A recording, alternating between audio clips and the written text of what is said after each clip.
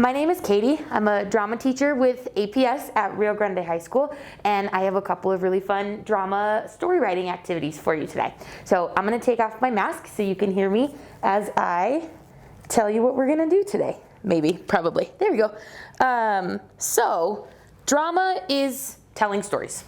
Drama is just telling stories for people, and they are all kinds of stories. They can be funny stories, sad stories, action stories, whatever you want to do. So no matter what kind of story you're telling, all stories have the same thing, and they have a beginning, a middle, and an end. And then all the fun stuff comes in between those places. So in the beginning of a story is where you tell people who's in your story, the who, the what, the where, the when, and the why. Why are you telling the story, right? In that beginning part is where they set up what we call the conflict. Now, conflict doesn't have to be a fight. It's just what has to happen in the story. So like if you've seen the Avengers movies, the conflict in the Avengers movies, right, Thanos wants to destroy all living things, right? So the conflict has to be the Avengers have to stop him. There's the problem in the story.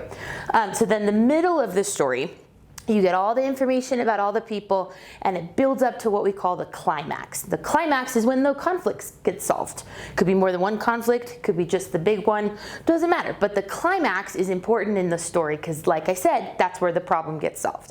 And then in the end of the story, all the loose ends get tied up in a really nice little bow. That's the end of the story. If it's going to be another story, like a movie sequel, like the Avengers, then they leave you some loose ends, right, to like entice you to watch the next story. But lots of stories just get wrapped up at the end. So those are two important parts of the story.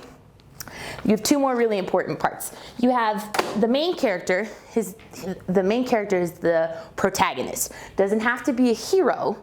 They're just the main character of the story. And then you've got the antagonist, who's sometimes the bad guy, doesn't have to be the bad guy. They're just the opposite of the main character of the story. So I tell you all of these things so you can write your own story. That's the activity we're going to do today. So what I want you to do is you can take a story you already know. You can take a fairy tale, you can take a superhero story, doesn't matter, but you can take it and change the ending. So for example, if you have the story of Little Red Riding Hood and the big bad wolf, what happens if the wolf doesn't eat Little Red Riding Hood at the end of the story? That's a story you can write. So, or you can make something totally brand new. It's totally up to you, but that's what I want you to do for this video's activity. So I have a couple of sentences that you can use to start writing your story. This one says, not at our table. Just plug these into wherever you want to in your story. It could be the beginning, could be the middle, could be the end. You can use this one. Hurry up, let's go. I like that one. That's my favorite one. You can use this one. It says, what are you doing here? This is a good way, I think, to set up the conflict in your story, because then you can, that's the problem. What are you doing here in this story? You can also use this one. It says, correct me if I'm wrong, but, and then fill in the blank. That's part of your story. So I think that's all my flashcards. That's what I want you to work on for this video, and I can't wait to tell you what the next part is in part 2 of this video. Have fun.